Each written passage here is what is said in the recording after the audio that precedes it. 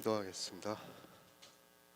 사랑과 은혜가 많으신 아버지 하나님, 주님의 은혜에 감사와 찬양을 드립니다.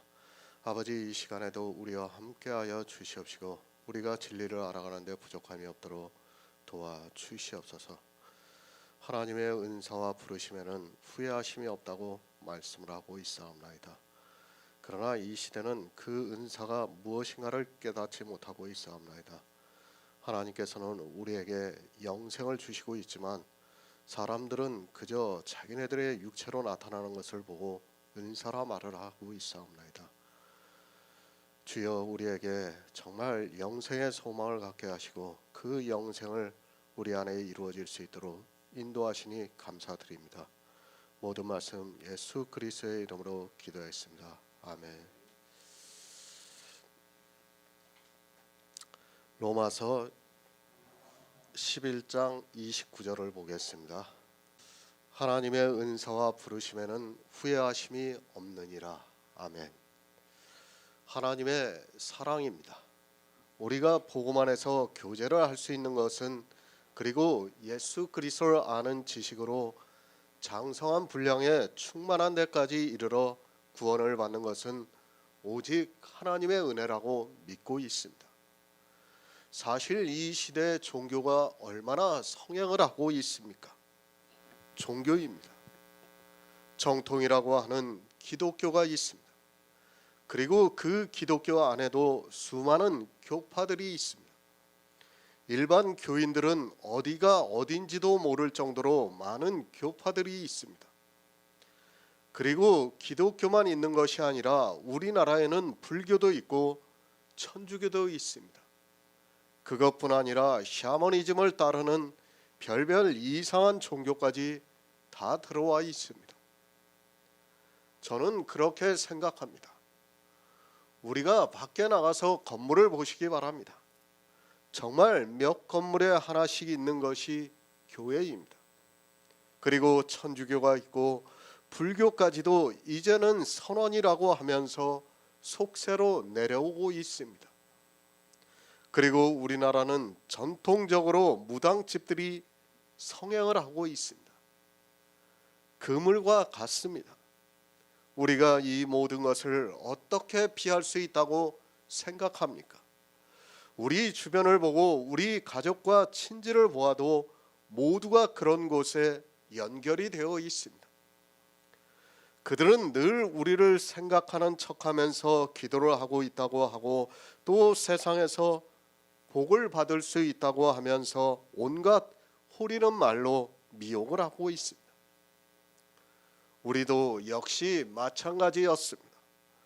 물론 자기 때에서 교회에 나가서 하나님을 믿는다고 한 사람도 있습니다.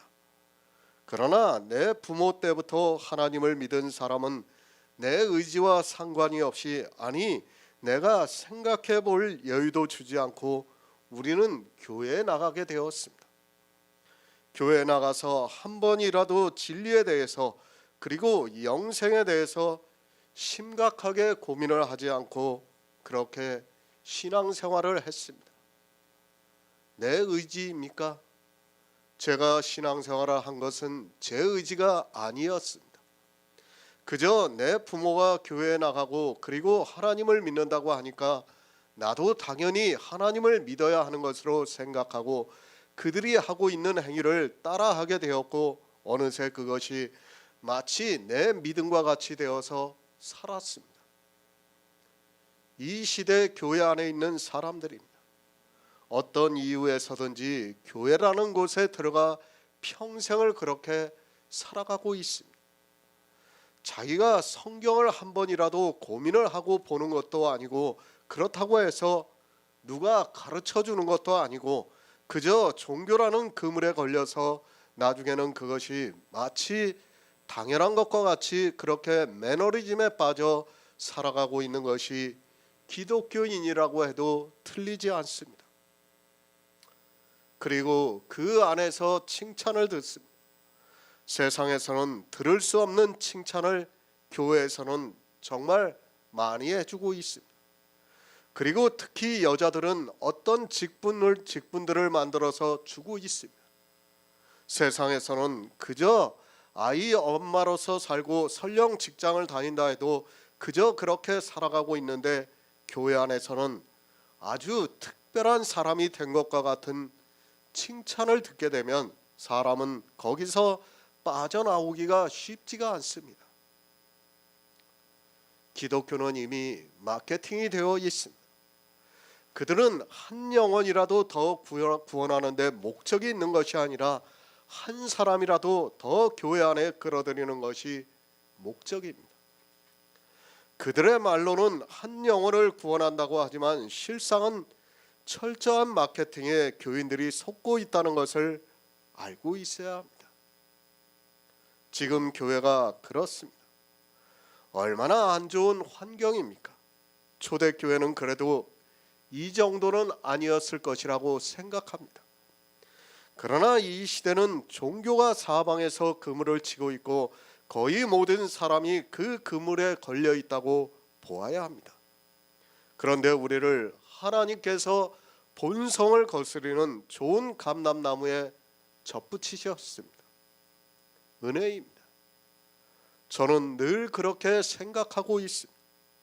과연 내가 받은 은혜가 어떠한 것인가를 생각하면서 살아가고 있습니다.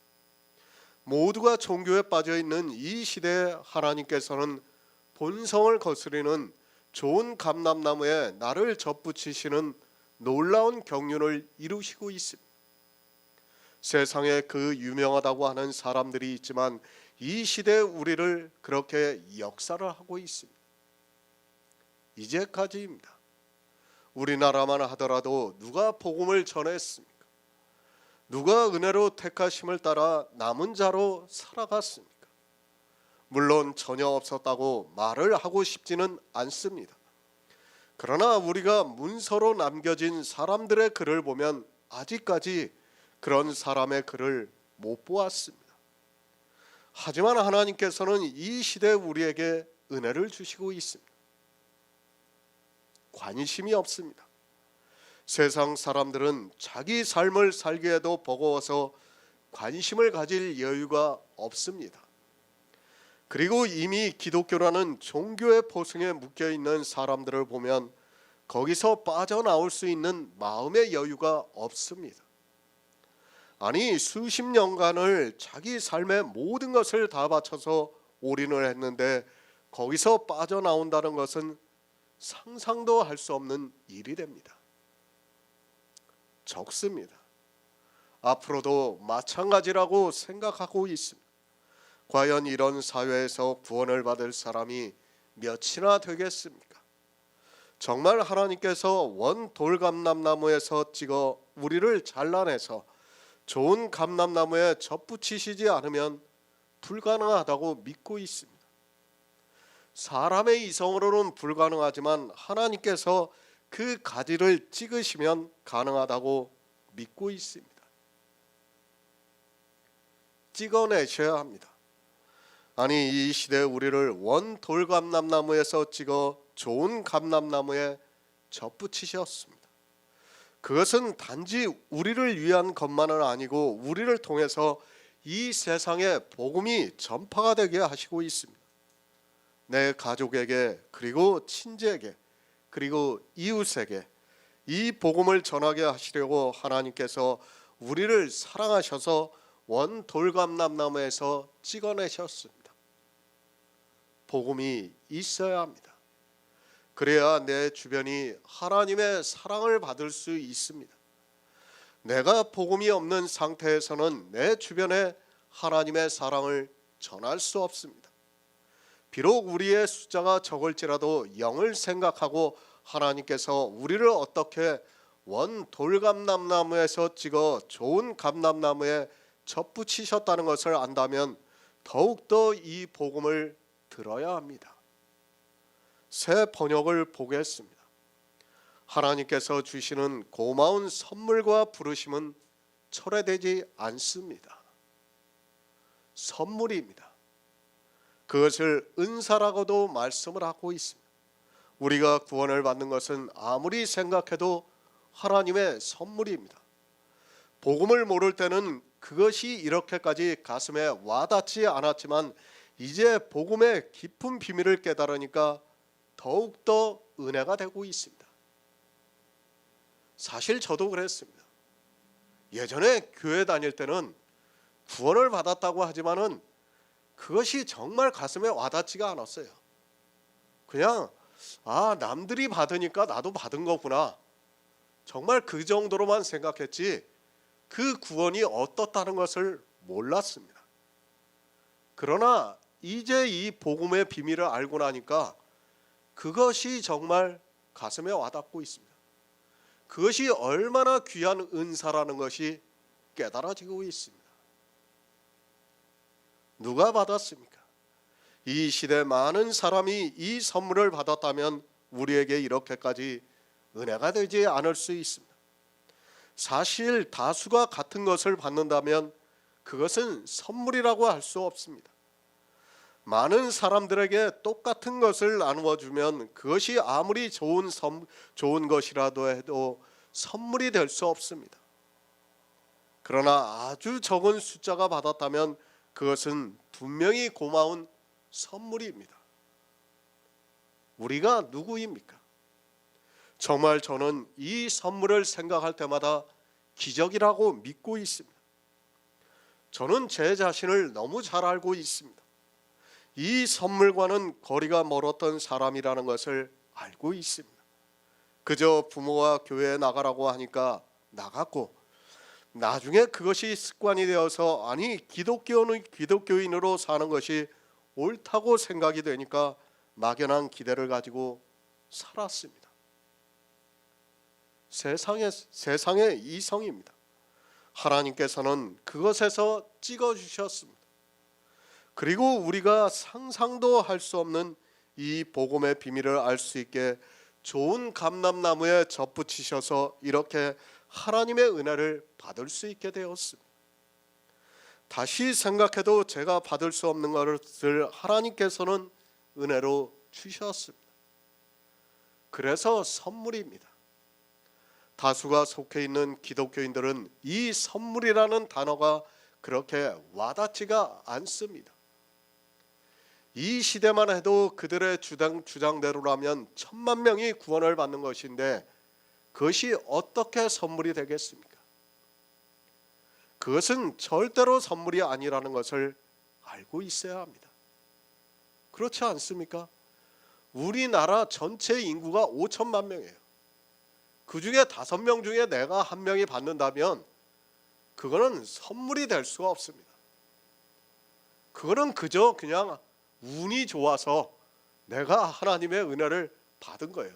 그냥 운으로 치부할 수 있어요. 그러나 정말 100만 명 중에 아니면 10만 명 중에 내가 한 사람이 받았다면 그거는 선물이 될 수 있습니다. 지금 그것을 말씀하고 있습니다. 로마서 6장 23절을 보겠습니다. 신약성경 247쪽입니다. 죄의 싹은 사망이요 하나님의 은사는 그리스도 예수 우리 주 안에 있는 영생이니라. 고린도전서 12장 31절을 보겠습니다. 신약성경 278쪽입니다. 고린도전서 12장 31절입니다.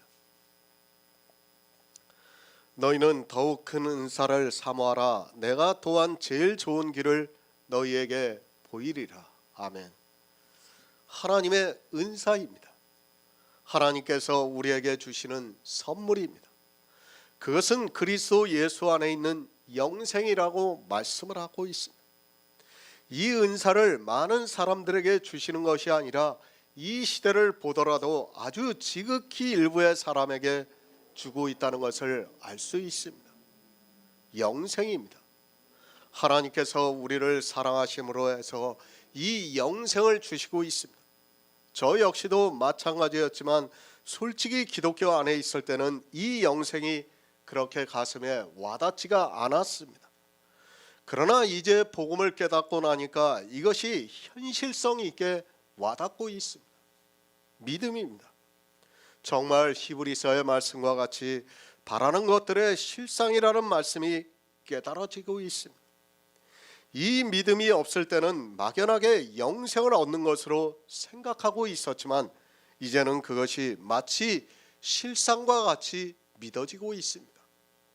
하나님께서는 우리를 본성을 거스르는 좋은 감람나무에 접붙이셔서 이 영생의 열매를 맺게 하시고 있습니다.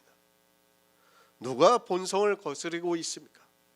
세상에서 가장 지혜가 있다고 하는 사람도 본성을 거스르지 못하고 있습니다. 아니, 누구라도 이 본성을 거스르는 순간 사회로부터 그리고 교회로부터 지탄을 받게 되어 있습니다. 그러나 하나님께서는 우리에게 그것을 거스르게 하시고 좋은 열매, 영생을 얻을 수 있는 열매를 맺을 수 있게 믿음으로써 역사를 하고 있습니다. 이제까지의 로마서입니다. 사도 바울은 율법을 여러 가지 비유로 해서 우리에게 그것을 지켜서는 안 된다는 것을 말씀을 하고 있습니다. 그리고 11장에 와서는 자기가 이방인의 사도인 만큼 내 직분을 영광스럽게 여긴다고 하면서 우리 이방인들이 어떻게 구원을 받는가를 말씀을 하고 있습니다. 원 돌감람나무입니다. 그런데 하나님께서 우리를 찍어버리셨습니다. 사람으로서는 할 수 없는 것을 하나님께서는 하셨습니다.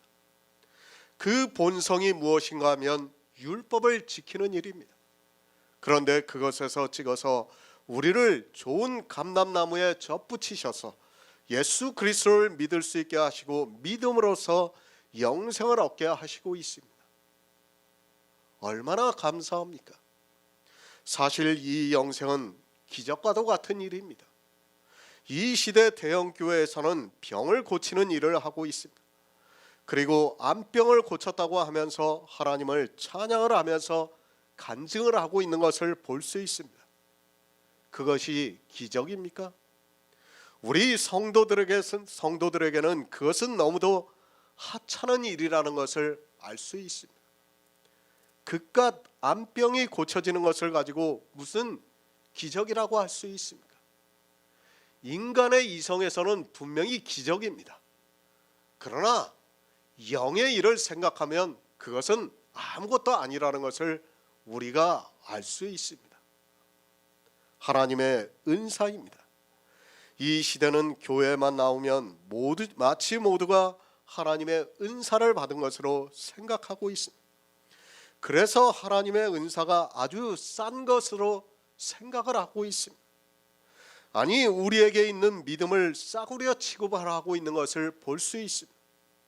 그러나 하나님의 은사로 예수 그리스도 안에 있는 영생을 얻은 성도는 이 선물이 얼마나 귀하다는 것을 알 수 있습니다. 우리에게 주어진 선물입니다. 이 선물이 너무 커서 초대교회 성도들은 이것을 빼앗기지 않으려고 순교까지 당했습니다. 자기 생명을 잃으면서까지도 이 선물을 빼앗기지 않으려고 했는데 이 시대 기독교인들은 겨우 암병을 고쳤다고 하면서 그것을 가지고 하나님으로부터 대단한 은사를 받은 것으로 생각하고 자랑하느라 여념이 없습니다. 영생입니다. 얼마나 큰 은사입니까? 그런데 이 영생을 너무 쉽게 생각하고 있습니다. 아니, 영생에 대해서 모르고 있습니다. 그저 교회에 나와서 예수 그리스도를 믿는다고 하면 이 영생을 얻은 것으로 생각하고 있습니다.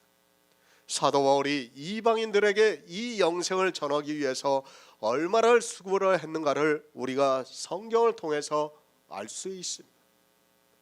하나님의 은사는 그리스도 예수 안에 있는 영생입니다.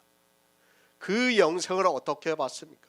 그것을 요한복음에서 영생은 유일하신 참 하나님과 그의 보내신 자 예수 그리스도를 아는 것이라고 말씀을 하고 있습니다.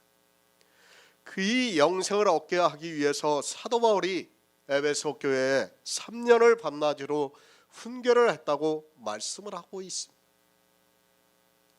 예수 그리스도를 알고 있습니까? 이 시대 기독교인들이 영생을 얻었습니까? 저는 절대 아니라고 믿고 있습니다. 우선은 본성을 거스르는 좋은 감람나무에 접붙임이 되어야 하는데 우리가 보고 있는 기독교인들은 본성을 거스르기보다는 본성을 따라 율법을 지키고 있습니다. 그렇게 율법을 지키고 있는 그들에게는 좋은 열매가 맺을 수 없다는 것을 깨달아야 합니다. 선물입니다. 하나님께서 우리를 찍어주셔야 합니다. 원 돌감람나무에서 찍어서 좋은 감람나무에 접붙이셔야 합니다. 이것이 사람의 이성으로 가능한 것이 아니라 반드시 하나님께서 그렇게 해주셔야 합니다. 그런 성도만이 율법을 지키지 않고 성경에서 유일하신 참 하나님과 그의 보내신 자를 알아서 영생을 얻을 수 있습니다. 고린도후서 9장 15절을 보겠습니다. 신약성경 295쪽입니다. 고린도후서 9장 15절입니다. 말할 수 없는 그의 은사를 인하여 하나님께 감사하노라. 아멘. 말할 수 없는 그의 은사입니다. 우리 성도가 영생을 얻는 일입니다. 정말 말로 표현할 수 없는 은사를 이 시대 우리에게 하나님께서 주시고 있습니다. 누가 성경에서 복음을 깨달아서 영생을 얻을 수 있습니까? 이제까지 기독교가 진리를 전했다면 이 말씀이 그렇게 와닿지 않을 수 있습니다. 그런데 어떻습니까? 우리에게 복음이 계시가 되었습니다. 그리고 우리의 본성이 무엇이라는 것을 알게 되었고 그 본성을 따라 이제까지 살았습니다. 하나님께서는 우리를 원 돌감람나무에서 찍어주시지 않았다면 우리는 평생을 그렇게 본성을 따라 살다가 진노를 받을 수밖에 없는 인생들입니다. 그렇지 않습니까? 저나 이 자리에 계신 우리 성도나 마찬가지라고 생각합니다. 우리는 사실 진노를 받을 수밖에 없는 사람들이었습니다. 우리 주변을 보아도 그렇고 우리의 이성을 따라도 그렇고 정말 진노를 받을 수밖에 없는 그런 인생들이었습니다. 그런데 하나님께서 우리를 원 돌감람나무에서 찍어 본성을 거스르는 좋은 감람나무에 접붙이셨습니다. 이것을 누가 할 수 있습니까? 제가 이 시대 복음을 전하고 있습니다. 제가 다른 사람보다 하나님을 더 사모했습니까? 제가 영생에 대해서 정말 간절한 마음을 가졌습니까? 제가 진리를 알기 위해서 남들보다 다른 마음을 가지고 있었습니까? 저는 솔직히 말해서 그런 사람이 아닙니다.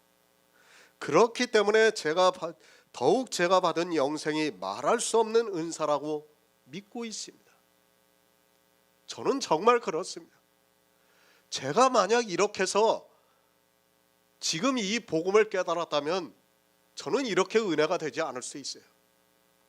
그런데 저는 그렇지가 않았어요. 그저 하나님의 인도하심에 따라 신학을 공부하고 성경을 보다 보니까 이렇게까지 온 거예요. 제 의지라고 하기보다는 하나님의 인도하심이라고 봐야 돼요. 정말 저는 그렇게 믿고 있습니다. 그렇기 때문에 더욱더 이 말할 수 없는 은사가 더욱더 가슴에 와닿고 있습니다. 표적을 보지 마시기 바랍니다. 우리는 이 영생을 바라보는 성도입니다. 이 시대 교회 안에서 율법을 지키고 그들의 종교의식을 따라 드리는 예배를 드리고 찬양을 부르고 기도를 하고 헌금을 하는 그들은 이 은사를 절대로 받을 수 없습니다. 아니, 이 은사에 대해서 깨달을 수 없습니다. 그러나 하나님께서는 우리에게 영생을 주시려고 거기서 찍어내셨습니다. 감사하시기 바랍니다. 우리가 영생을 얻은 것은 정말 사도 바울의 말씀과 같이 말할 수 없는 은사를 받은 것입니다. 이 복음을 우리가 세상에 전해보지만 그들이 받아들입니까? 사람의 이성으로는 절대로 받아들일 수 없습니다. 그런데 하나님께서는 우리에게 믿음을 주셨습니다. 아니, 좋은 열매를 맺을 수 있게 원 돌감람나무에서 찍어 좋은 감람나무에 접붙이셨습니다. 말할 수 없습니다. 이것이 우리가 받은 영생입니다.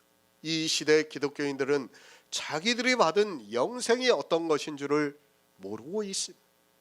얼마나 영광스럽고 얼마나 큰 선물인가를 전혀 모르고 막연하게 영생을 받았다고 말을 하고 있고 받지도 않은 영생을 가지고 감사하다는 것을 마음껏 표현하고 있습니다. 그들을 보시기 바랍니다.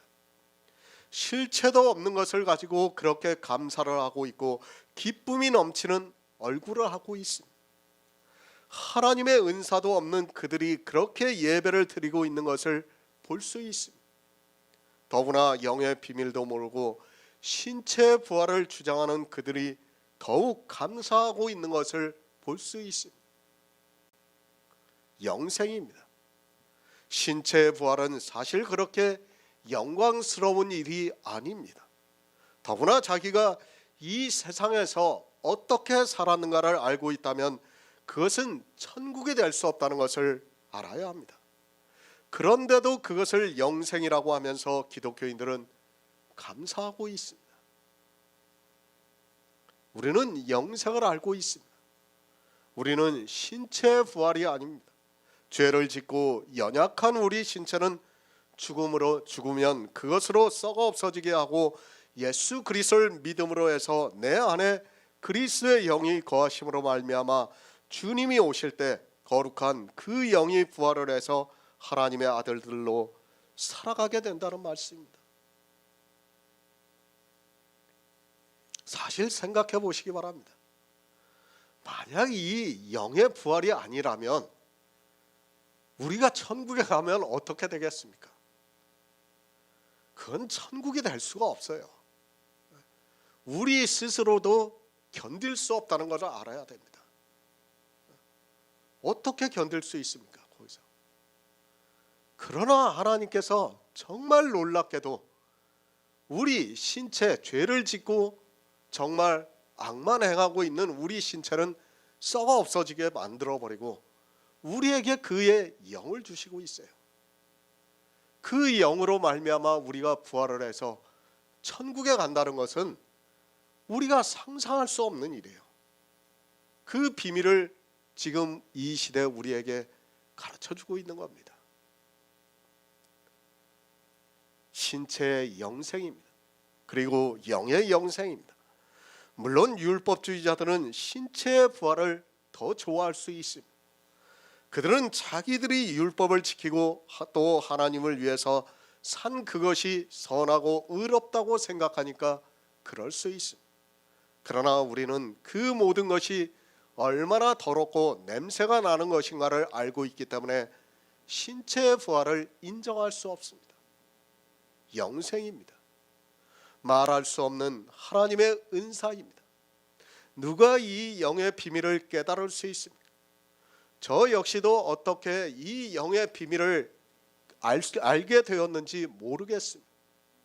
그러나 성경을 보니까 하나님께서 원 돌감람나무에서 찍어 좋은 감람나무에 접붙이심으로 말미암아 뿌리가 거룩한즉 가지도 그러하다고 하면서 우리에게 거룩하신 이의 영이 거하시게 하고 있습니다. 이것이 영생입니다. 그리고 하나님께서 우리에게 주신 선물입니다. 우리가 어떠한 선물을 받았는가를 알아야 합니다. 그저 문자적으로 하나님의 은사와 부르심에는 후회하심이 없다는 것을 알고 자기가 은사를 받은 것으로 생각하지 마시고 내가 어떠한 은사를 받았는가를 알아야 합니다. 우리의 구원입니다.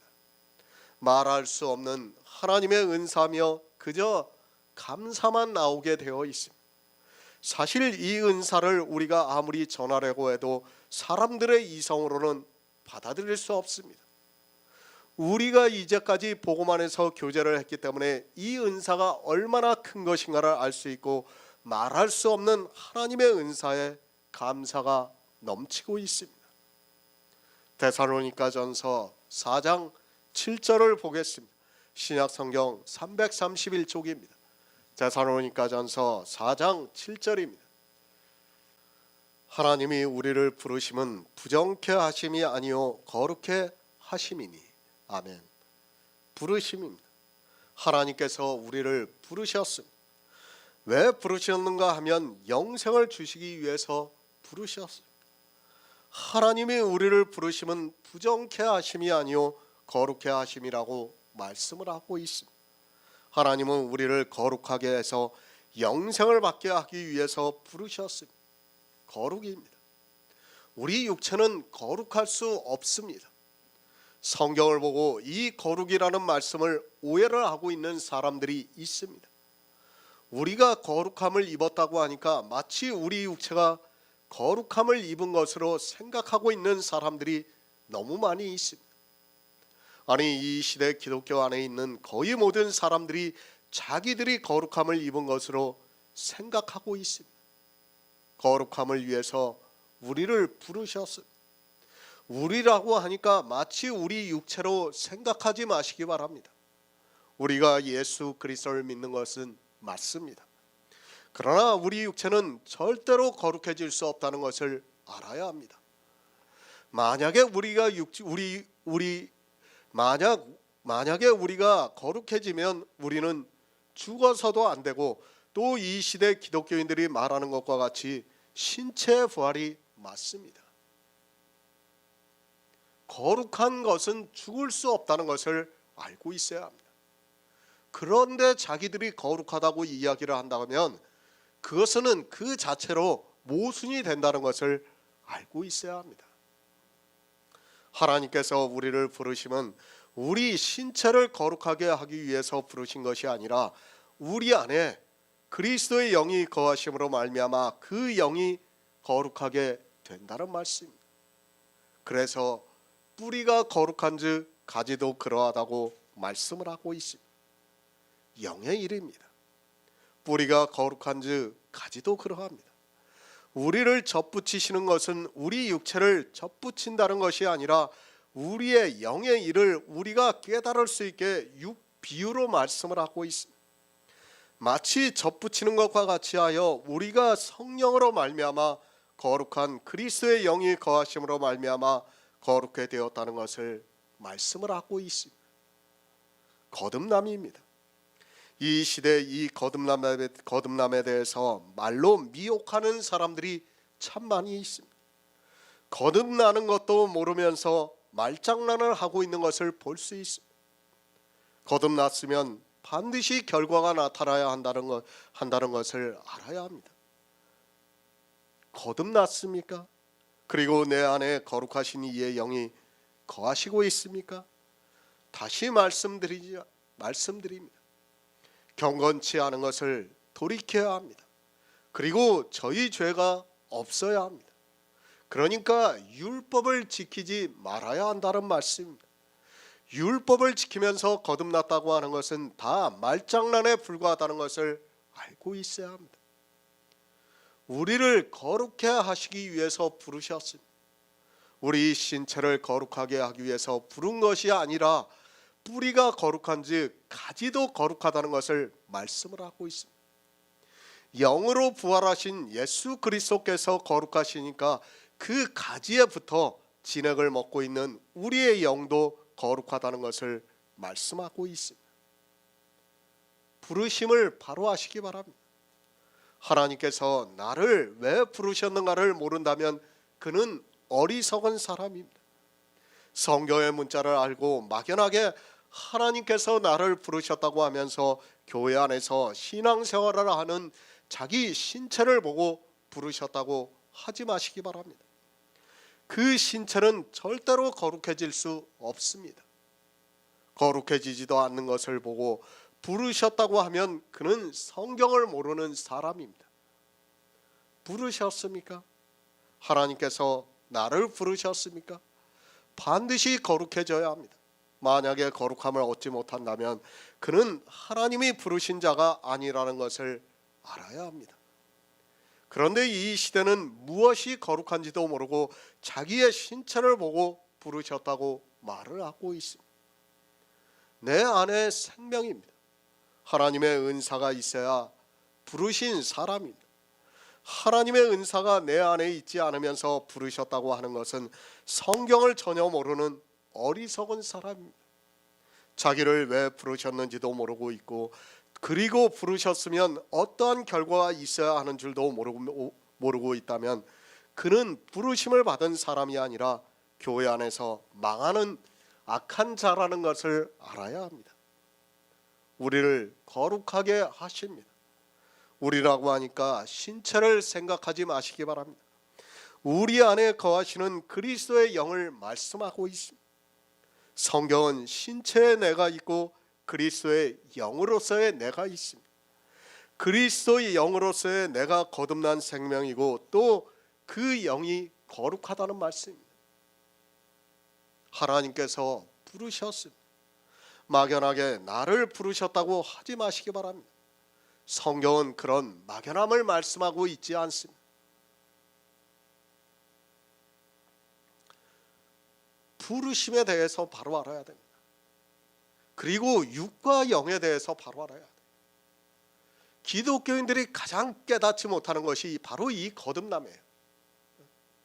육체에 내가 있고 영에 내가 있다는 것을 알아야 됩니다. 그것을 깨닫지 못하면 성경을 아무리 보아도 아무 소용이 없습니다.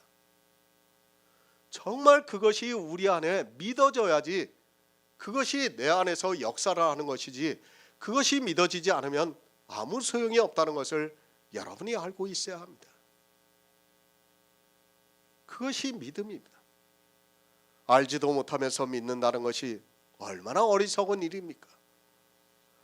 우리가 세상을 살아보아서도 잘 알고 있습니다. 어떤 사람을 만나서 그 사람을 정말 믿었는데 그 사람이 나를 사기를 치고 당하게 되는 것이 세상입니다. 자기 딴에는 그를 정말 바로 안다고 했는데 나중에 보면 속은 자신을 보게 됩니다. 믿음입니다. 반드시 아는 것에서부터 출발이 됩니다. 성경을 모르면서 예수 그리스도를 믿는다는 것은 어리석은 소년이 자기가 어디로 가는지도 모르고 도살장으로 끌려가는 것과 같다고 말씀을 하고 있습니다. 그런데 성경의 문자를 아는 것으로 자기들이 하나님을 알고 있다고 생각하고 있습니다. 신체는 안 됩니다. 반드시 거룩하신 이의 영이 우리 안에 거하셔야 합니다.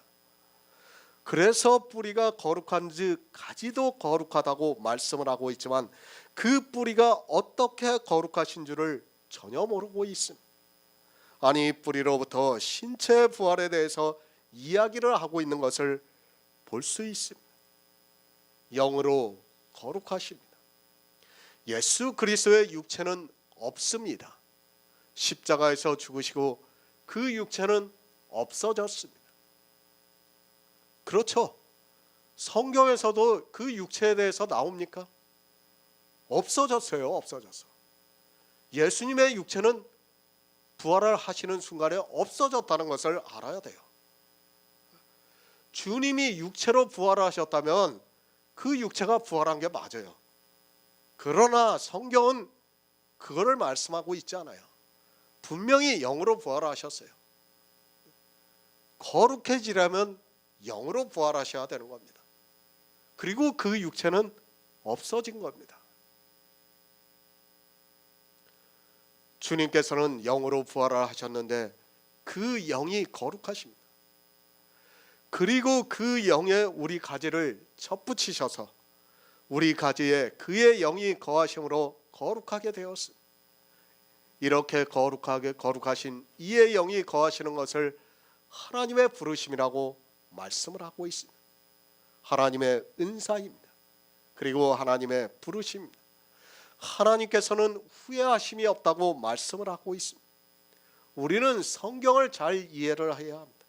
하나님의 은사와 부르심에는 후회하심이 없다는 말씀이지 다른 것에서 후회하심이 없다는 것이 아닙니다. 그러니까 우리를 구원하시고 난 후에 우리 안에 거룩하신 이의 영이 거하시는 것에 대해서 후회하심이 없다는 말씀입니다. 사무엘상 15장 35절을 보겠습니다. 구약성경 433쪽입니다.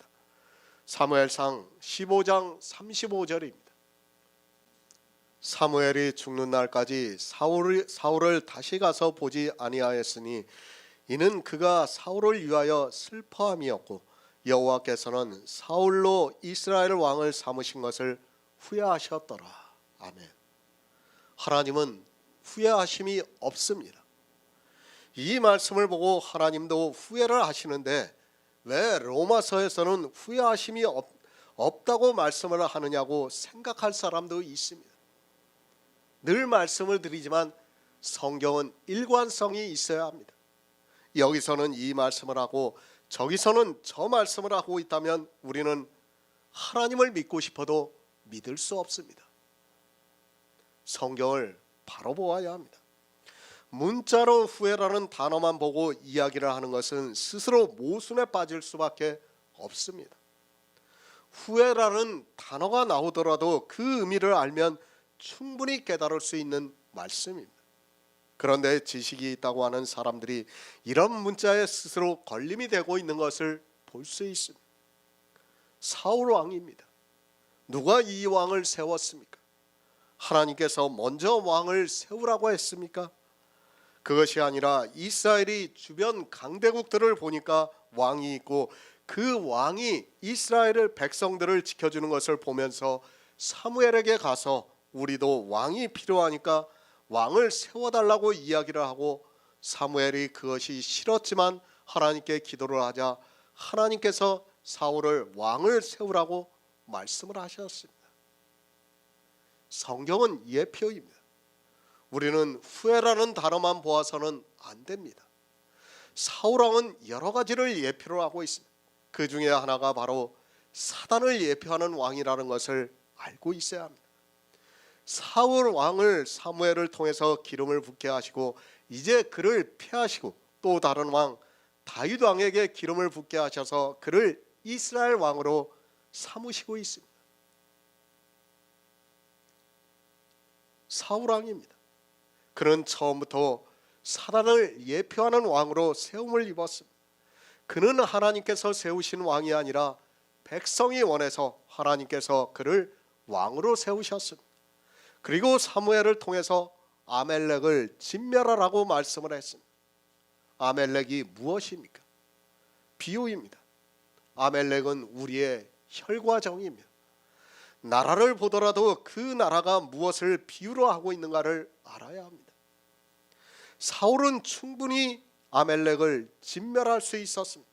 그러나 사울 왕은 아멜렉을 진멸하지 않고 좋은 것을 남겨두어서 하나님께 제사를 드리겠다고 말을 하고 있습니다. 아멜렉입니다. 사울은 사단을 예표하는 왕입니다. 그러니까 우리에게 사단이 있으면 절대로 아멜렉을 진멸하지 못합니다.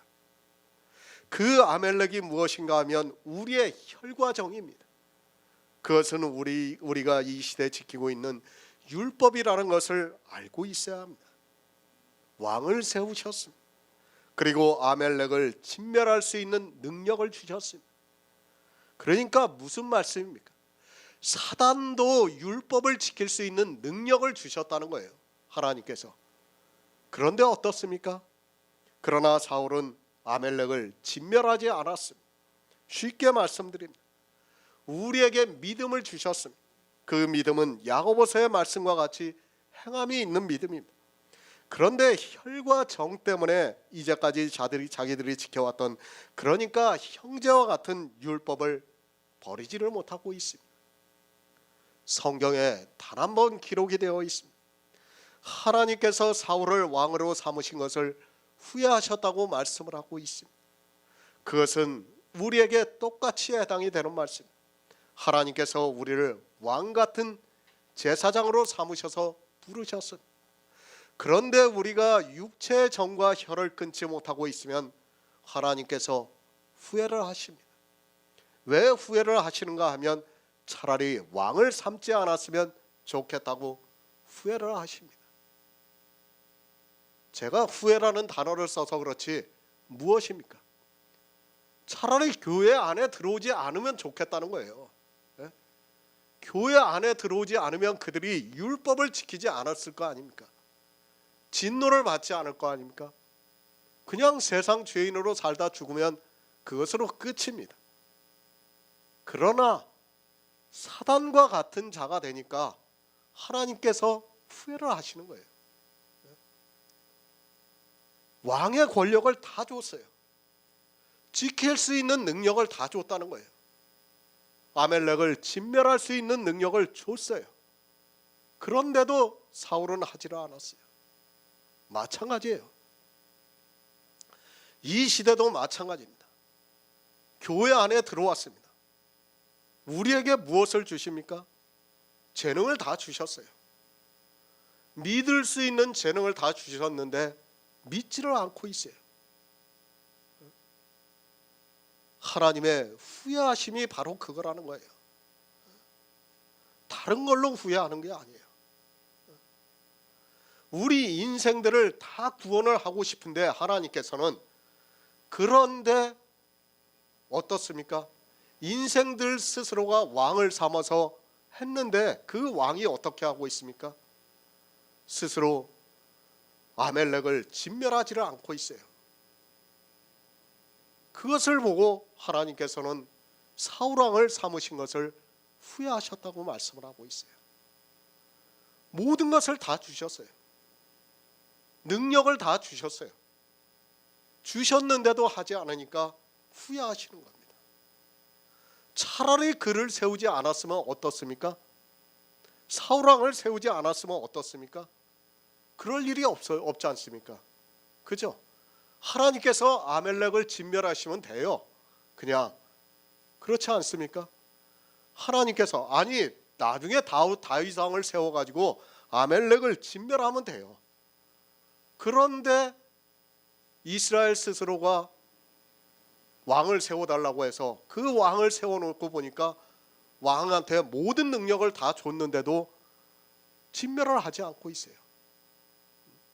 후회하셨다는 거예요. 그걸 보고. 우리가 성경을 정말 잘 이해를 해야 됩니다. 예표와 의미입니다. 하나님께서 그런 부분에서 지금 이 사울 왕을 삼으신 것을 후회하셨다고 하는 말씀이지 구원에 대한 문제가 아니라는 것을 여러분이 알고 있어야 합니다. 구원입니다. 우리는 영생을 받았습니다. 그리고 이제 거룩하신 이의 영이 우리 안에 거하시고 있습니다. 이렇게 구원을 받은 성도를 그러니까 그의 영이 거하시게 하는 역사에 있어서는 하나님께서는 후회하심이 없다는 말씀입니다. 왜 후회하심이 없는가 하면 우리 구원은 신체가 아니라 영의 구원을 말씀하고 있습니다. 디모데후서 1장 9절을 보겠습니다. 신약성경 343쪽입니다. 디모데후서 1장 9절입니다. 하나님이 우리를 구원하사 거룩하게 부르심으로 부르심은 우리의 행위대로 하심이 아니요 오직 자기 뜻과 영원한 때 전부터 그리스도 예수 안에서 우리에게 주신 은혜대로 하심이라. 아멘. 우리의 부르심입니다. 그러니까 우리를 거룩하게 하신 부르심을 말씀을 하고 있습니다. 우리가 어떻게 거룩하게 되었습니까? 우리의 신체가 아닙니다. 뿌리가 거룩한즉 가지가 그러합니다. 그런데 그 가지는 원래 본성을 따라 사는 돌감람나무에 있는 가지인데 그것을 찍어서 좋은 감람나무에 접붙이셔서 우리가 거룩하게 되었습니다. 영의 일입니다. 우리 육체의 일이 아니라 영의 일이라고 말씀을 하고 있습니다. 이렇게 접붙임이 되어서 우리에게 영생의 은사를 주신 것은 우리의 행위대로 하신 것이 아니라 오직 자기 뜻과 영원한 때 전부터 그리스도 예수 안에서 우리에게 주신 은혜대로 하셨다고 말씀을 하고 있습니다. 구원입니다. 정말 신비롭고 비밀스러운 일입니다. 그것은 우리 육체가 아니라 우리 안에 그리스도의 영이 거하게 하시고 그 영으로 말미암아 우리가 부활을 해서 구원을 받는 것을 말씀을 하고 있습니다. 이렇게 구원을 받는 성도는 이미 원 돌감람나무에서 찍힘을 받았습니다. 하나님께서 찍으셨습니다. 우리가 본성을 따라 살아가고 있는데 하나님께서 그것을 찍으시고 우리를 좋은 열매를 맺을 수 있는 감람나무에 접붙이셨습니다. 그리고 우리에게 영생의 열매를 맺을 수 있게 하시고 그 영을 거룩하신 이의 영이라고 말씀을 하고 있습니다. 예수 안에서 우리에게 주신 은혜입니다. 이 영이 잘못될 수 있습니까? 이 영이 타락할 수 있습니까? 이 영이 한 번 거하면 다시 죽을 수 있습니까? 만약에 그런 일이 있다면 하나님께서는 우리에게 거룩하신 이의 영을 주신 것을 후회하실 수 있습니다. 그러나 그 영은 정말 비밀이기 때문에 절대로 그럴 가능성이 없다고 말씀을 하고 있습니다. 우리는 이 영의 비밀을 알아야 합니다. 그런 성도만이 하나님의 은사와 부르심에는 후회하심이 없다는 것을 깨달을 수 있습니다. 그러나 신체 구원을 주장하는 사람은 하나님께서 후회를 하실 것과 같은 생각이 들게 되어 있습니다. 그리스도 예수 아닙니다. 성경을 문자적으로 알지 마시기 바랍니다. 그리스도 예수 아니라는 말씀은 영을 말씀하고 있습니다. 예수 그리스도께서 영으로 부활을 하셔서 천국에 들어가셨다면 그리스도 예수 안에 있다는 말씀은 그의 영이 우리 안에 거하시고 있다는 말씀입니다. 왜 후회하심이 없습니까? 영이기 때문입니다. 우리 육체를 따라 그것이 변할 수 있다면 분명히 사울을 왕으로 삼으신 것을 후회하신 것과 같이 후회할 수 있습니다. 하나님께서는 우리를 구원하시고 우리를 거룩하게 하신 것은 후회하심이 없게 하기 위해서 우리의 신체가 아니라 영으로 하셨습니다. 이미 실패를 했지 않습니까? 아담을 통해서 그걸 이미 보여주셨어요. 창세기에서 이미 아담을 통해서 안 된다는 것을 보여주셨어요. 그걸 보여주시고 나서 예수 그리스도 안에 있는 영으로 말미암아 우리를 구원하신다는 것을 비밀로 이렇게 감추어 두시고 우리에게 밝히 보여주시고 있는 겁니다. 영생을 알아야 합니다. 그런데 이 시대는 영생을 모르고 있습니다. 불교에 있는 사람과 같이 신체의 부활을 이야기를 하고 있습니다. 그것은 썩어 없어지는 것이지 우리가 영생을 얻는 것이 아닙니다. 만약에 그것이 영생을 얻는다면 성경은 뒤죽박죽이 되고 말 것이 분명합니다. 그리스도 예수 아닙니다. 그것은 예수 그리스도께서 영으로 부활하신 것을 믿어야 합니다. 그리고 예수 그리스도께서 영으로 거룩하게 하심을 입은 것을 믿어야 합니다.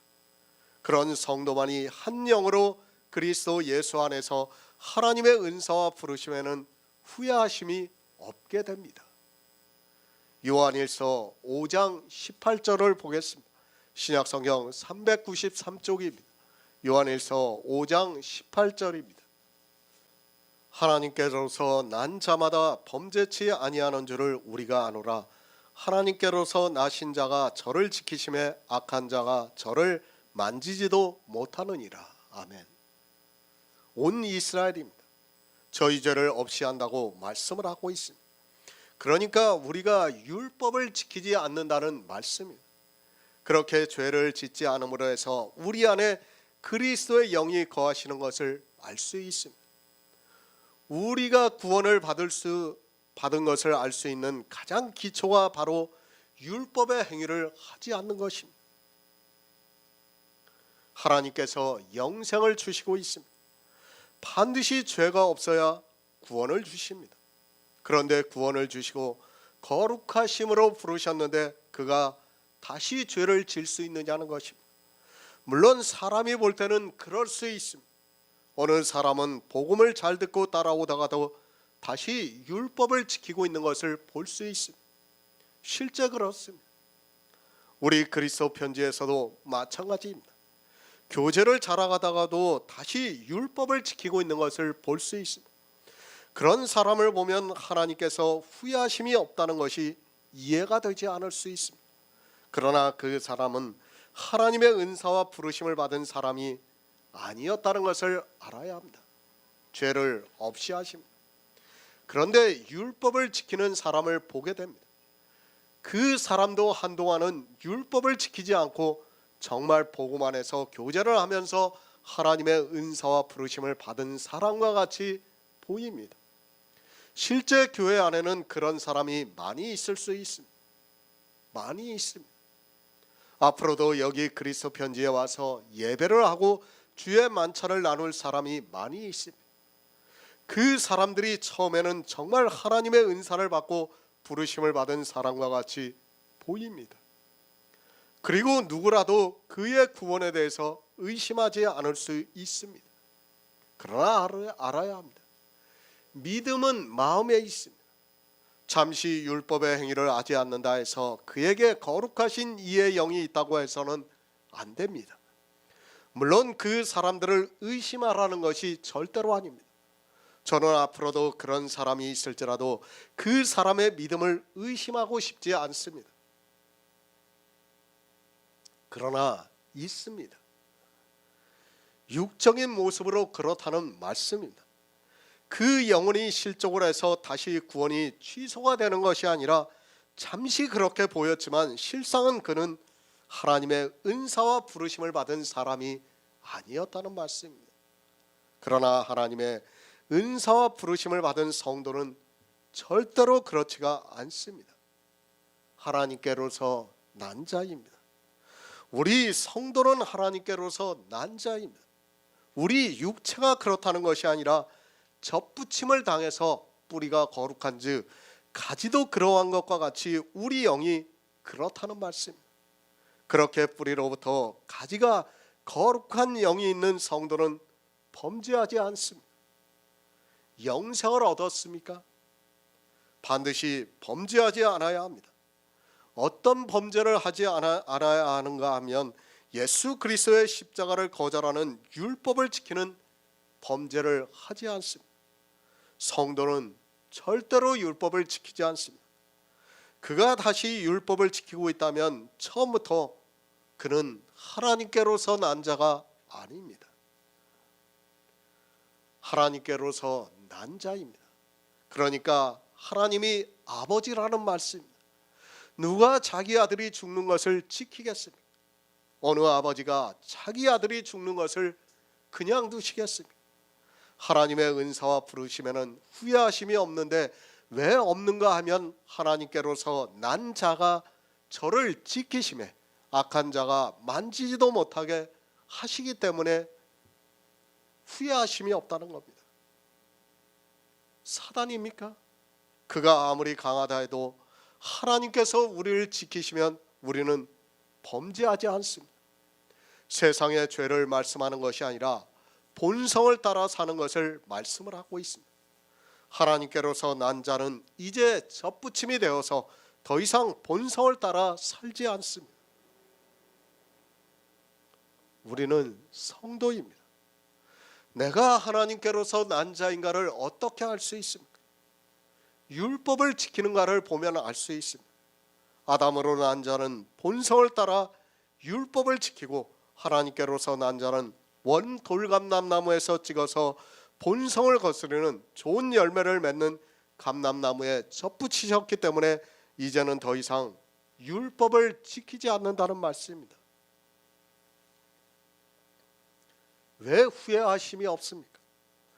악한 자가 만지지도 못하게 지키시기 때문에 후회하시지 않습니다. 사단이 아무리 강하더라도 하나님을 이길 수 없습니다. 성경에 이미 그 싸움에서 이기셨다고 말씀을 하고 있습니다. 더 이상 우리 성도를 만질 수 없습니다. 우리 성도가 율법을 지키게 미혹할 수 없다는 말씀입니다. 이 시대는 누가 하나님께로서 난 자인 줄도 모르고 그저 교회 안에만 있으면 하나님을 아버지라 부르고 있습니다. 내가 아버지라고 부른다 해서 아버지가 아니라 반드시 아버지가 낳아야 아들이 될 수 있다는 것을 알고 있어야 합니다. 기독교인들입니다. 성경은 볼 생각도 하지 않고 자기들의 이성을 따라 생각하고 있습니다. 하나님을 아버지라고 부르며 하나님은 무조건 자기들의 아버지가 되어야 하는 것으로 생각하고 있습니다. 하나님과 같이 거룩한 자가 되려면 육체로는 안 되고 영으로 되어야 합니다. 아버지와 아들이에요. 본질이 같아야 돼요. 본질이 다른데 어떻게 아버지라고 부를 수 있습니까? 그렇지 않습니까? 내가 아무한테나 가서 아버지라고 부른다고 해서 아버지가 됩니까? 그건 아니에요. 아버지와 나는 반드시 본질이 같아야 돼요. 그것을 가르쳐 주기 위해서 영의 비밀을 우리에게 말씀을 하고 있는 겁니다. 내가 거룩하니 너희도 거룩하라고 말씀을 하고 있습니다. 하나님께서 거룩하십니다. 예수 그리스도께서 영으로 거룩하심을 입으셨다고 말씀을 하고 있습니다. 그러면 우리가 거룩하려면 그의 영이 우리 안에 거하시면 됩니다. 그러나 이 영의 비밀을 모르고 자기 육체로 거룩하게 하려고 하다가 도리어 본성을 따르는 율법을 지키다가 사망에 이르는 것이 이 시대 교회 안에 있는 절대 다수의 사람입니다. 누구를 지켜주십니까? 우리 육체가 하나님께로서 났습니까? 우리 육체는 아담으로부터 났습니다. 착각하지 마시기 바랍니다. 우리 육체를 지켜주시는 것이 아닙니다. 만약에 우리 육체를 지켜주시는 것이 맞는다면 초대교회에 순교한 성도들은 버림을 받은 불쌍한 사람이 되고 만다는 것을 알아야 됩니다. 그리고 이 시대도 우리는 죽어서는 안 돼요. 그렇지 않습니까? 하나님이 우리를 지키시고 만지지도 악한 자가 만지지도 못하게 하는데 우리가 어떻게 죽을 수 있습니까? 우리가 죽는다는 것은 하나님의 능력이 부족하다는 것밖에 안 되는 거예요.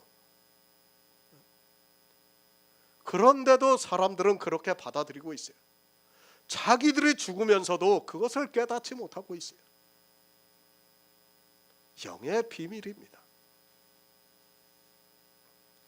저가 지키십니다. 누구를 지키시는가 하면 하나님께로서 난 자를 지키십니다. 자기 육체를 가지고 하나님께로서 난 자라고 하는 사람은 성경을 모르는 정말로 무지한 사람입니다. 우리 육체는 우리 부모에 의해서 태어났습니다. 그것은 아담의 자손이라는 것을 알아야 합니다. 거듭남입니다. 그래서 성경은 거듭남을 말씀하고 있고 주님께서 육으로 난 것은 육이요 성령으로 난 것은 영이라고 말씀을 하고 있습니다. 하지만 이 시대는 거듭남에 대해서 전혀 모르고 있습니다. 아니 그 단어는 잘 알고 있지만 어떻게 거듭나는 것인 줄도 모르고 영에 대한 비밀도 전혀 모르고 거듭났다고 이야기를 하고 있습니다. 얼마 전에도 목사 한 사람이 전화가 왔습니다. 자기가 거듭났다고 하면서 이 시대에 거듭난 성도가 없다고 말을 하고 있습니다. 그리고 그리스도 편지 사이트를 가르쳐 주었는데 글을 하나 보냈습니다. 그 목사가 거듭났다고 하는 것은 순전히 말장난에 불과합니다. 율법을 다 지키면서 겨우 회개를 가지고 어떻게 회개를 해야 하는 것으로 자기가 거듭났다고 이야기를 하고 있습니다. 그러니까 자기는 진심으로 회개를 했다는 거예요. 그러니까 다른 사람은 진심으로 회개를 하지 않고 자기만은 진심으로 회개를 했다는 거예요. 회개를 하는데 진심이 있고 안 진심이 있습니까? 똑같아요. 그런데 그 목사는 자기는 진심이라 이거예요. 그런데 다른 사람은 믿을 수 없다 이거야. 그러니까 다른 사람은 거듭나지 않았고 자기는 거듭났다 이거예요. 완전히 말장난하는 겁니다. 거듭났습니까? 한 가지만 보아도 알 수 있습니다. 범죄하지 않아야 합니다. 율법을 지키지 말아야 합니다. 그런데 그렇게 거듭남에 대해서 이야기를 하는 그 목사도 율법을 지키고 있고 율법을 지켜야 한다고 주장을 하고 있습니다. 예수님께서 이스라엘에게 마귀의 자식들이라고 말씀을 하셨습니다. 예수님께서 왜 그들을 마귀의 자식이라고 하는 줄을 모르고 있습니다. 이 시대는 마귀를 너무 단순하게 알고 있습니다. 마귀는 도덕적인 죄를 짓게 하는 존재로만 알고 있습니다. 그 정도는 세상 사람들로 알고 있고 나쁜 짓을 하면 마귀 짓을 한다고 말을 하고 있습니다. 마귀입니다. 그는 이스라엘 모두를 율법주의자로 만들었습니다. 이스라엘이 그 율법을 지킴으로 해서 죄를 깨달을 수 없었습니다. 그리고 죄를 깨닫지를 못하니까 도리어 그 율법을 지키는 일에 열심을 냈습니다. 하나님의 은사입니다. 그리고 부르심에는 후회하심이 없습니다.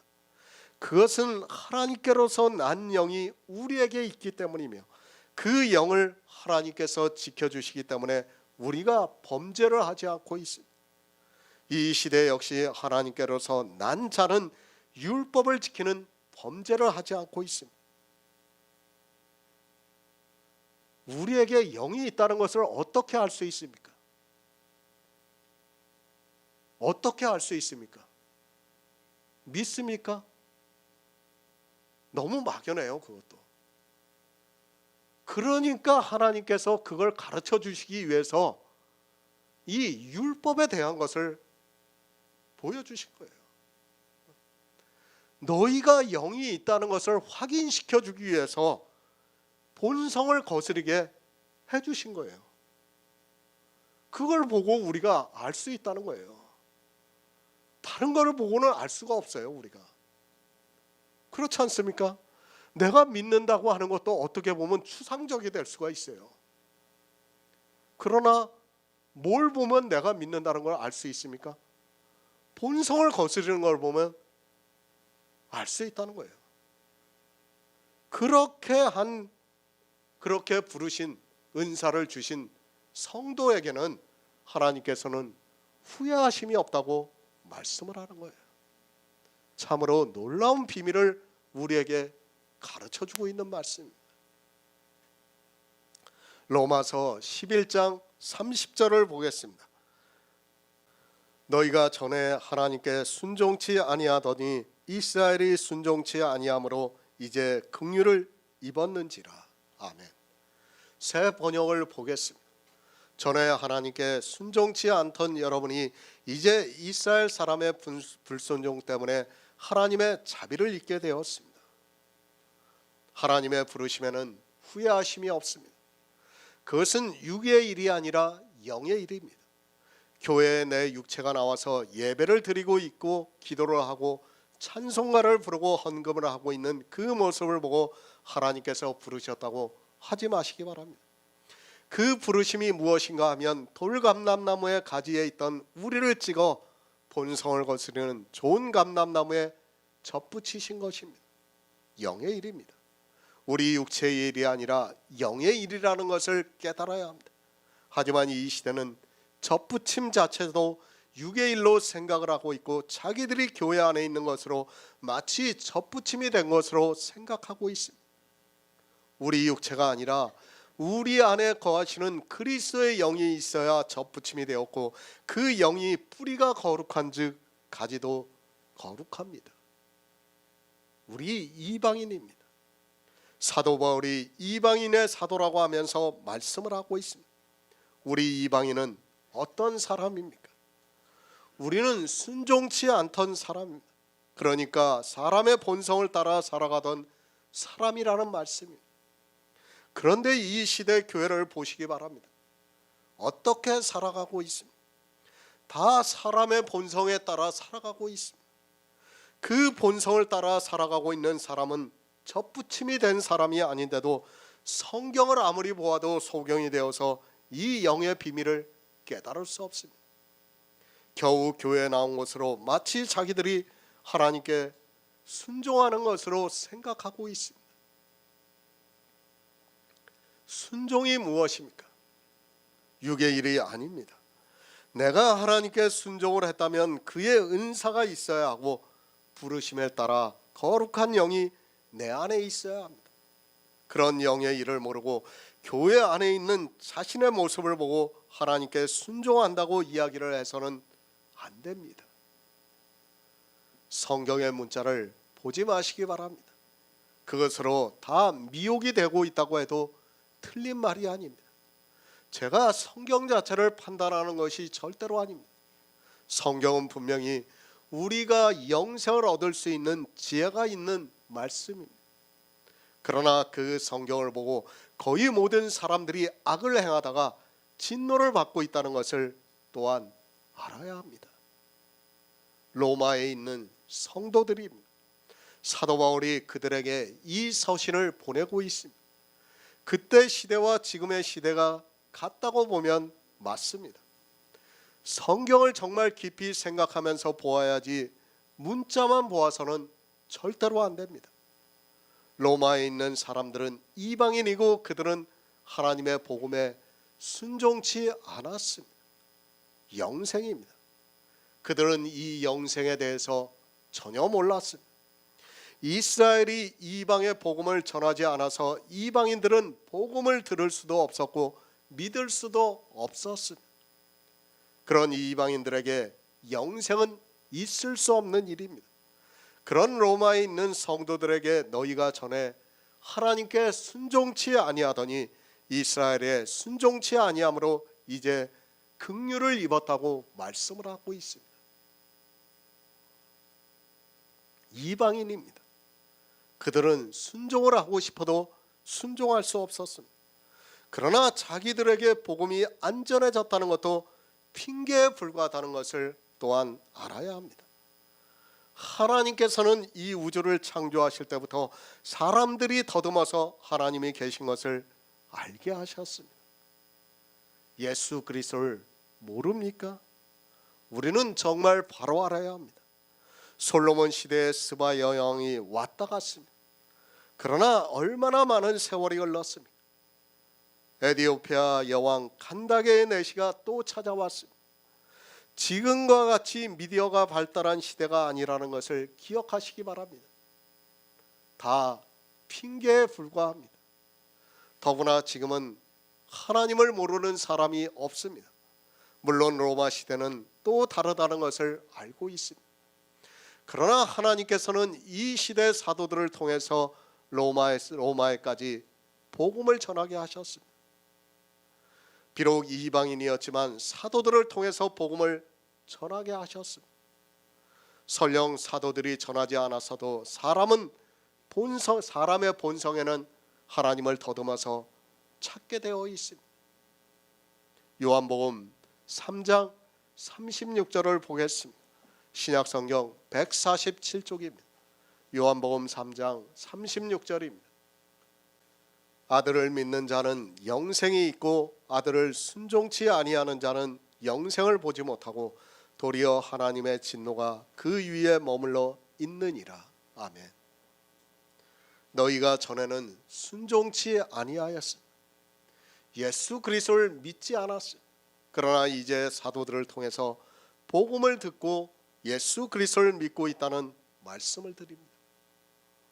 늘 말씀을 드립니다. 세상 사람들은 죄인입니다.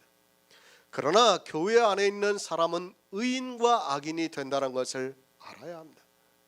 로마에 있는 성도들이 순종치 아니하였습니다. 그들은 죄인으로 살아가고 있었다는 말씀입니다. 그들이 순종치 아니함으로 해서 하나님의 진노가 있는 것이 아닙니다.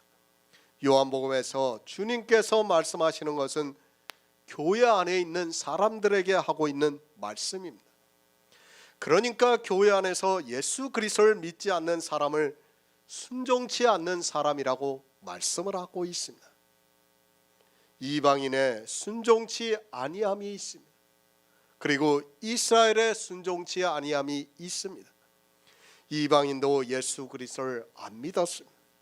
그리고 이스라엘도 예수 그리스도를 안 믿었습니다. 그러나 이 둘은 다르다는 것을 알아야 합니다. 이방인이 순종치 아니한 것은 세상에서 죄인으로 살면서 예수 그리스도를 믿지 않은 것이고, 이스라엘이 순종치 아니한 것은 교회 안에서 예수 그리스도를 믿지 않은 것입니다. 이 둘은 다릅니다. 누가 하나님의 진노를 당하는가를 알아야 합니다. 지금 이 시대 기독교인들이 착각을 하고 있습니다. 세상에서 예수 그리스도를 안 믿고 있는 사람들이 순종치 않는 것으로 알고 있습니다. 그것이 아니라 실상은 교회 안에서 예수 그리스도를 안 믿고 있는 사람이 순종치 아니하는 사람입니다. 어떻게 순종치 아니하고 있습니까? 그것을 이제까지 사도 바울이 율법을 지킴으로 해서 구원을 받지 못해서 순종치 아니한다고 말씀을 하고 있습니다. 앞에 이방인들이 순종치 아니하는 것과 뒤에 이스라엘이 순종치 아니하는 것은 전혀 다른 차원의 것임을 알고 있어야 합니다. 물론 이방인들 역시 이 세상에서 법에 의해서 본성을 따라 살아가고 있는 것은 마찬가지입니다. 그러나 그들은 아예 하나님을 안 믿었습니다. 그런 의미에서 순종치 아니하였다고 말씀을 하고 있습니다. 사실은 모두가 하나님을 믿어야 합니다. 우리가 성경을 보면 어떻습니까? 노아 시대 이전에 다른 신이 있고 다른 종교가 있었습니까? 노아 홍수가 있은 후에 언어가 달라지고 난 후에 다른 종교가 생겨나기 시작했습니다. 언어가 하나일 때입니다. 그때는 모든 사람이 다 하나님을 믿고 있었습니다. 우리 사람은 하나님을 더듬어서 찾게 되어 있다는 것을 알아야 합니다. 그러나 그렇게 찾지 못했다고 해서 하나님께서 그들에게 진노를 하지 않습니다. 하지만 하나님께서는 이 세상 모든 사람이 구원을 받기를 원하시고 있습니다. 영생입니다. 그것이 얼마나 큰 선물인가를 우리는 그래도 조금이라도 알 수 있습니다. 그 구원을 사도 바울은 너무 잘 알고 있습니다. 그 구원이 얼마나 큰 축복이라는 것을 알고 있습니다. 그런데 이 이방인들은 구원을 받지 못했습니다. 그런 의미에서 너희가 전에는 순종치 아니하였다고 말씀을 하고 있습니다. 이방인들은 하나님을 믿지 않았습니다. 그런데 이스라엘이 하나님을 믿지 않으므로 해서 이제 이방인들이 긍휼을 잊게 되었다고 말씀을 하고 있습니다. 만약에 그들이 순종을 해서 그 가지 얼마가 꺾이지 않았다면 하나님께서는 우리 이방인들을 구원하시지 않았을 수 있습니다. 그러나 미리 말씀을 드리지만 우리 이방인들을 구원하시기 위한 예표와 그림자가 이스라엘입니다. 그들은 안 믿을 수밖에 없었습니다. 우리는 정말 하나님께 감사해야 하고 또 더욱 예수 그리스도의 은혜에 감사해야 합니다. 예수 그리스도 안에서 우리를 예정하심으로 말미암아 우리 이방인들을 구원하시기 위해서 처음부터 이스라엘은 순종치 않게 이 복음의 비밀을 감추어 두셨습니다. 실제 그렇지 않습니까? 우리가 구약과 신약을 봐도 그것을 충분히 알 수 있습니다. 구약만 보면서 복음을 깨닫는다는 것은 제가 볼 때는 거의 불가능해요. 우리가 신약을 보면서도 복음을 깨닫지 못하는데 구약을 보면서 복음을 깨닫는다는 것은 그건 정말 있을 수 없는 일이라고 생각하고 있어요. 비밀이에요. 그러니까 이스라엘은 불행한 거예요. 감추어 두셨어요. 이스라엘에게는. 그들은 우리에게 우리 이방인들을 구원하시기 위한 예표와 비유로서 감추어 둔 겁니다. 그리고 이방인들에게는 그것을 밝히 보여주셨어요. 그러나 이방인들 역시도 성경을 보면서 그것을 깨닫지를 못하고 있습니다. 이스라엘이 순종치 아니하였습니다. 다시 말씀드리지만 그것은 이스라엘이 아니더라도 마찬가지입니다. 이 시대 이방인들을 보더라도 역시 마찬가지입니다. 어느 민족이 복음에 순종하고 있습니까? 유럽을 거쳐 아메리카 대륙을 통해서 이제는 아시아까지 복음이 전파가 되었습니다. 어느 민족입니까? 그렇게 많은 언어로 성경이 번역이 되어서 전해지고 있지만 이 복음에 순종하는 민족이 없다는 것을 알 수 있습니다. 그런데도 그들은 어떻게 생각하고 있습니까? 이스라엘은 순종치 아니하였어도 자기들은 다 순종을 해서 예수 그리스도를 믿고 있다고 말을 하고 있습니다. 아니, 그렇게 굳게 믿고 있습니다. 이스라엘이 순종치 아니하였습니다. 그들의 조상 아브라함부터 예수 그리스도께서 오시기까지입니다. 우리 이방인이 순종했습니까? 이미 아브라함 때부터 예수 그리스도께서 오시기까지의 시간이 지났다는 것을 알아야 합니다. 이 시대 기독교는 이스라엘보다 더 순종치 않으면서도 그것을 깨닫지를 못하고 있습니다. 긍휼을 입었습니다. 이스라엘이 예수 그리스도를 믿지 않음으로 해서 이방인들이 긍휼을 입었습니다. 그러나 지금의 이방인과 초대교회의 이방인은 전혀 다르다는 것을 알아야 합니다. 초대교회의 이방인들에게는 복음이 처음 전해졌고 이 시대 이방인들은 이미 2000년이란 세월이 흘렀다는 것을 기억하고 있어야 합니다. 실상은 이스라엘과 마찬가지로 율법을 지키고 있습니다.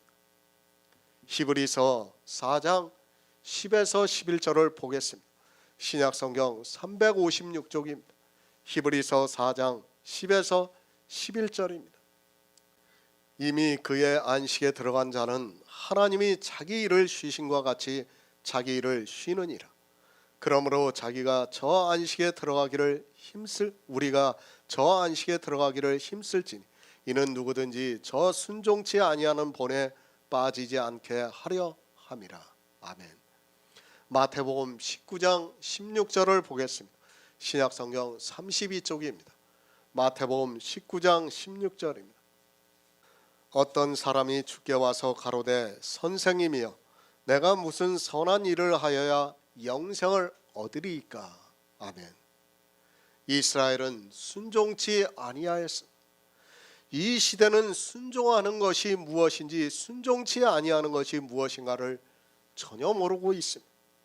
순종을 한다고 하는 그들이 도리어 순종치 아니하는 일을 하고 있는 것을 볼 수 있습니다. 이스라엘은 처음부터 순종치 아니하는 본에 빠지고 말았습니다. 율법을 반포했습니다. 그러자 그들은 우리가 이 모든 말씀을 준행하겠다고 대답을 하고 언약까지 했습니다. 사실 그것은 이스라엘만 그런 것이 아니라 이 세상 어느 누구라도 하나님의 인도하심을 받고 나서 율법을 받으면 그리고 하나님의 백성으로 살게 해준다고 하면 다 그렇게 대답을 하게 되어 있습니다. 그렇지 않은 이방인들도 성경만 보고도 율법을 지키지 않고 있습니까? 생각해 보시기 바랍니다. 지금 수많은 언어로 번역이 되어 있지만 율법을 지키지 않는 교회가 없습니다. 성경만 보고도 그들이 그렇게 된다는 것을 우리는 이미 익히 알고 있습니다. 안식에 들어가야 합니다. 우리는 이제 안식에 들어가야 합니다. 그런데 이 시대는 안식일이 변해서 주일이 되었다고 하면서 또 일을 만들어서 주일이라는 날을 지키면서 그 날에 하나님께 거룩한 예배를 드리고 있습니다. 성경에서 쉬라고 분명히 말씀을 하고 있는데 안식일이 변해서 주일이 되었다고 주장을 하면서 쉬지를 못하게 일을 만들고 있습니다. 자기 일입니다. 안식에 들어간 자는 자기 일을 쉽니다. 그러나 순종치 아니하는 자는 아직까지도 자기 일을 하고 있습니다. 어떤 자기 일을 하고 있습니까? 이 부자 청년과 같이 내가 무슨 일을 하여야 영생을 얻을 수 있습니까? 라고 하면서 자기 생각을 가지고 일을 하고 있습니다. 우리는 안식에 들어간 자입니다. 이제 더 이상 율법을 지킬 이유가 하나도 없다는 말씀입니다. 성경에서 구원을 과거형으로 말씀을 하고 있습니다. 우리가 앞으로 받을 구원이라면 우리는 쉬지 못합니다. 그러나 이미 구원을 받은 성도는 이제 쉴 수 있다는 것을 알아야 합니다. 그렇죠. 참 이 거듭남이라는 것이 그래서 중요한 거예요. 불교에서 거듭남을 이야기합니까? 어디서 거듭남을 이야기합니까? 아무 데서도 거듭남을 이야기를 못해요. 거듭남을 받은 사람만이 쉴 수가 있어요. 그렇죠. 내 안에 영이 거하는 사람만이 쉴 수가 있어요. 그런데 불교나 다른 종교를 보시기 바랍니다. 쉬지를 못해요. 그들은 왜 쉬지를 못합니까? 업보가 있기 때문에 쉬지를 못해요.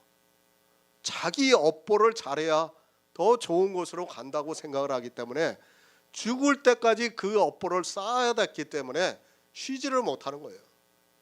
그러나 우리는 쉴 수 있어요. 왜? 안식에 들어갔기 때문에 쉬는 거예요. 교회 아닙니다. 안식에 들어가 쉬는 성도가 있습니다. 그러나 아직까지 영생을 얻기 위해서 일을 하고 있는 사람이 있습니다. 그 일이 무엇인가 하면 이 부자 청년과 같이 십계명을 지키는 일을 하고 있습니다. 그것을 히브리서에서 순종치 아니하는 본에 빠졌다고 말씀을 하고 있습니다. 십계명이 살아 있습니까? 그래서 이 시대도 지켜야 합니까? 그는 아직까지 영생을 위해서 자기 일을 하고 있는 사람입니다. 그가 누군가 하면 이 부자 청년과 같이 지금도 교회에 나와서 하나님 앞에서 내가 무슨 일을 하여야 영생을 얻을 수 있습니까? 라고 계속해서 자기 자신에게 질문을 하고 있는 사람입니다. 그 사람입니다. 여러분이 어떤 마음으로 십계명을 지키는가는 중요하지 않습니다. 성경이 분명히 일이라고 말씀을 하고 있습니다. 나는 하나님을 진심으로 믿어서 성도로서 지킨다는 추상적인 이야기 하지 마시기 바랍니다. 성경이 일이라고 하면 일입니다. 그리고 성경이 그것을 순종치 아니하는 본에 빠진 것이라고 말씀을 하면 그런 것입니다. 이 청년입니다. 내가 무슨 일을 하여야 하느냐고 묻고 있습니다. 지금도 교회 안에는 안식에 들어가지 못하고 이 청년과 같이 자기들이 지켜야 한다고 하면서 십계명을 문자적으로 지키고 있는 사람들이 있습니다. 성경은 안식에 들어가면 이제 일을 하지 않고 쉰다고 말씀을 하는데 쉬지를 못하고 계속해서 일을 하고 있습니다. 일이 아닙니까? 감사하는 마음으로 십계명을 지키고 있습니까? 성경에서 일이라고 하면 일입니다. 그것을 이상하게 말을 하지 마시기 바랍니다. 성경은 그 일도 하지 말고 안식에 들어가라고 말씀하고 있는데 이 시대 역시 주님 앞에 나온 청년과 같이 십계명을 지킨다고 하면서 열심히 일을 하고 있습니다. 순종치 아니하는 본입니다. 주의를 지키고 있습니까? 그는 아직 안식에 들어가지 못해서 순종치 아니하는 본에 빠져 있는 사람입니다. 제가 주일이 순종치 아니하는 본에 빠져 있는 행위라고 하면 아마도 기독교인들은 그럼 예배는 언제 드리냐고 따질 사람이 있습니다. 예배가 걱정입니까? 제가 예배를 하지 말라고 했습니까? 하나님께서는 이제도 신령과 진정으로 예배하는 자를 찾고 계십니다. 제가 이 말씀을 몰라서 주의를 지키는 것이 순종치 아니하는 본에 빠지는 것이라고 말씀을 하고 있습니까? 이스라엘의 이 청년이 그 일을 하다가 주님께서 나를 따르라고 하니까 근심하면서 돌아가고 말았습니다. 율법 쉬시기 바랍니다. 만약에 어느 한 가지라도 율법을 지키고 있다면 그는 이미 순종치 아니하는 본에 빠져 있는 사람입니다.